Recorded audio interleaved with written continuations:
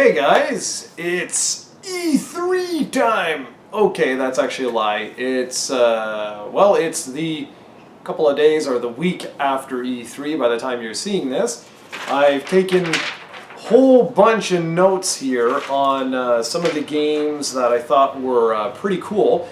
And so I'm going to talk a little bit about the big three conferences. I'm going to break this down over a few days, but unlike everyone else, I'm not going to go through every single announcement and go into the minutia of everything. No.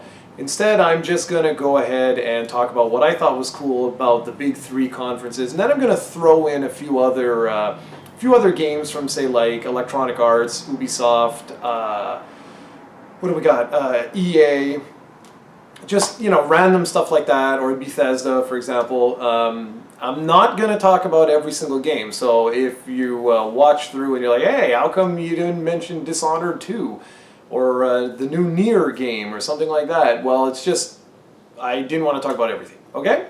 So, this one is I'm going to start off with primarily Microsoft, and I'll throw in a few EA-related games, and Bethesda. Fallout, the new one, Fallout, what is it, 4? Is looking awesome, man. I'm really excited for that. They have the Pip-Boy, the one, if you don't know what Pip-Boy is, it's this like computer terminal thing that goes on your arm. It's what you use in the game. The pre-orders for it have been like selling out all over North America. It's like crazy. People are flipping out because they can't get their hands on one of the pre-orders. So for me, don't really care about special editions and stuff like that, especially not now. I have no space. But that looked really good. Fallout 4, I gotta say, thumbs up right now. It's looking really, really good. The big surprise from Electronic Arts for me was the Mirror's Edge Catalyst. This looks awesome, man, and it's coming out, according to this, February 23rd, 2016. Looks absolutely amazing. It's from DICE again, and I can't wait. I can't wait.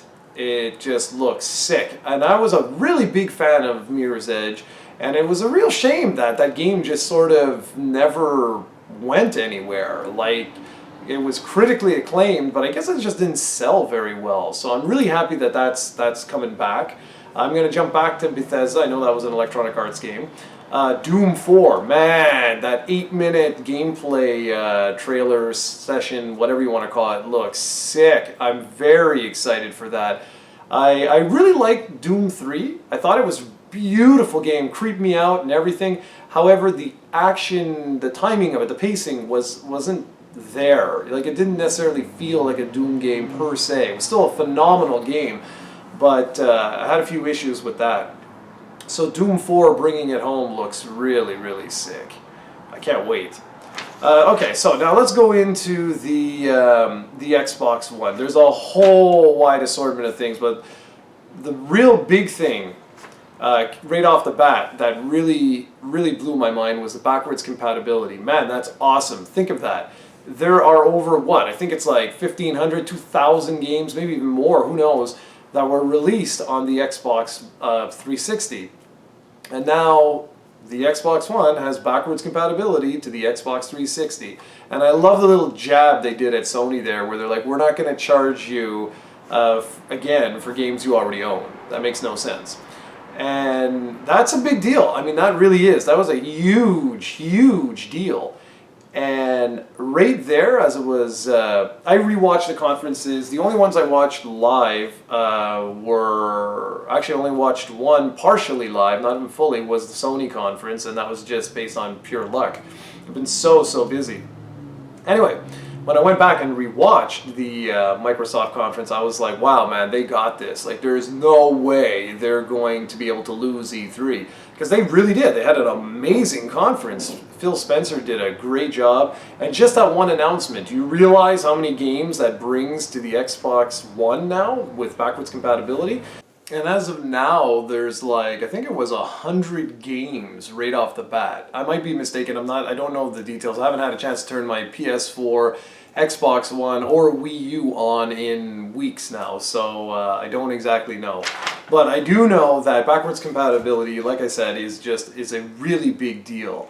The other thing that I was really surprised to see was Kenji Inafune show up, at least his name, for an Xbox One exclusive, which is called Recore, and they just showed like a little trailer for it, which is kind of cool. This is like this woman and her little robotic dog, and the dog ends up getting, well, killed or whatever, or it sacrifices itself to protect her, and its core can then be removed and placed into like this larger, huge behemoth, and then the two of them, can continue their journey. So I'm gonna assume that that's part of the gameplay, is that your little dog companion thing can be, you can take its core and put it into other objects or whatever, and there you go. Very cool though. Very cool. It looked really unique. The other big one that I'm really excited for that comes out this holiday, it's going to be the big holiday title for Microsoft, is going to be Rise of the Tomb Raider, and that looks absolutely excellent. The only thing is, it's the timing. If I'm not mistaken, it comes out like right around the time of Fallout 4. That could be potentially dangerous for the game. But I gotta be honest, I think that might be the biggest game that I'm looking forward to anyway for the Xbox One this year. I really enjoyed Tomb Raider, the reboot, remake, whatever. Well, it wasn't a remake, a reboot. And I'm really looking forward to this one. I'm a huge fan of the genre, so looking forward to that. There was, let's see. Oh yeah. I guess I'm going to mention the HoloLens thing now. Very interesting use of technology. There's some real practical effects for that I can see in the real world. I talked a little bit about this, I believe, in a previous video, but maybe I'm hallucinating. But I can see real practical uses of this, and then integrate that into video games and television and even the office space. I could really see how you could apply this in real world situations, because it's simply a little like glasses almost. It's not this whole full headset thing. So that might actually prove to be quite interesting. I'm sure you guys really enjoyed the Minecraft little demonstration. I thought that was pretty cool too. One thing I enjoyed was the Rare Replay, which was 30 rare games from way back when, and it comes out, what was the date of it? Yeah, August 4th. August 4th this year, you get to play 30 rare classics, all the way from like the really old days of Jetpack, all the way through to Jet Force Gemini, Battletoads, Banjo-Kazooie, Banjo-Tooie, a whole bunch of games, man. Conker's Bad Fur Days in there. It sounds awesome. I mean, it really does. And for the low asking price, I think it's $30 if I'm not mistaken. That's awesome. Like, really awesome. Then Rare showed off some like pirate game or something like that, and that's one of the ones that, I don't know, it looked alright. Whatever. It wasn't, I don't know, it looked okay. The two other big ones for me anyway were the two Gears of War games that we got to see. We got to see Gears of War Ultimate Edition, just an upscaled remastered version of the original game. Steven and I had a blast with that. One of my favorite gaming memories is actually from that, which is in the, well, there's two. There's the fact that we played it once, I forget how many hours straight, all the way into the wee hours of the morning to finish it off. And then there was another one, or that minecart sort of area, and it was so funny. I was having so much trouble getting past this one area, and Steven's like, are you using the force, or you got your eyes open, or like, what the hell's happening here? And anyways, it was really fun. Let's see. Yeah, that's it. And the other Gears of War game was the Gears of War 4.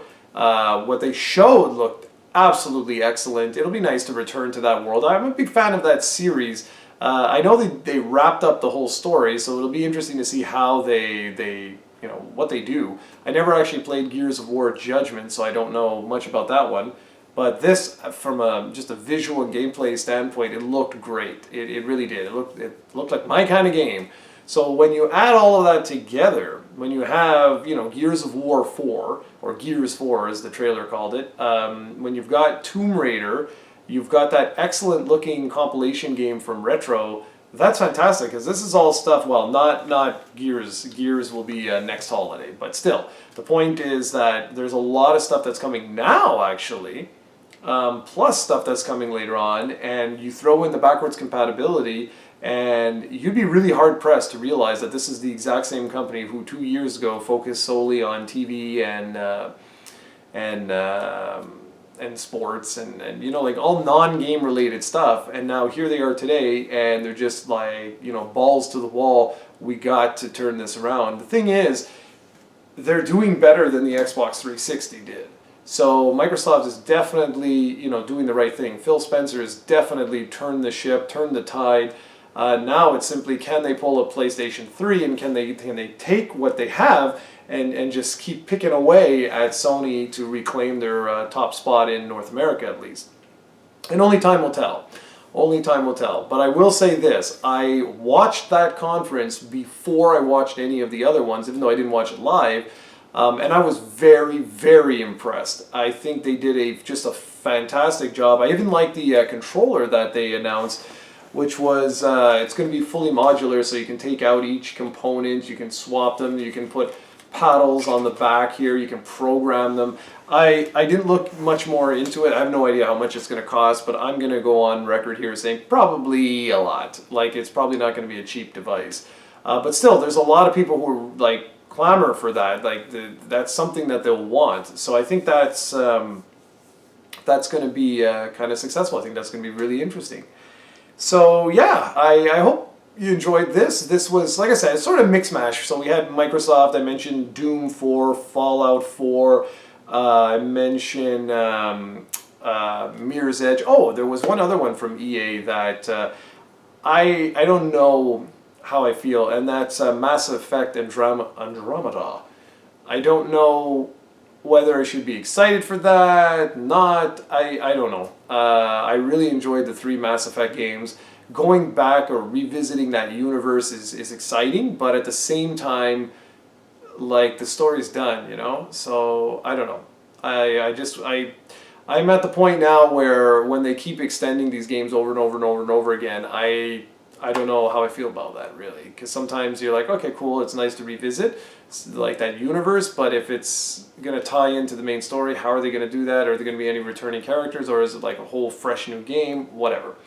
So anyways, yeah, that'll wrap up this one. So tomorrow what we'll do is I'll take a look at the Sony press conference, and then I'll tackle the Nintendo press conference, and then just like I'll wrap it up with the Nintendo press conference, just my overall impressions. So that's what I thought of Microsoft's E3 press conference. Overall, like I said, I think it was amazing. I was shocked that this is the same company who, like I said, a few years back was just focusing on like TV and non-game related elements of the Xbox One, and now here they are, and it's just like game after game after game after game after game, and they had just an unbelievable showing. Like, they actually have the strongest lineup, I think, right now of exclusives that are coming out now, not in the future or whatever, and so that's a really big deal. Alright guys, so what did you think of the Microsoft press conference? Like I said, I didn't want to go over every single little thing. There's a whole bunch of indie games, there's a bunch of other games, but I didn't want to focus on that right now. I wanted to just talk about what I thought was interesting. So, what did you think was interesting from the Microsoft E3 2015 press conference? Leave a comment and let me know. And I'll see you all tomorrow.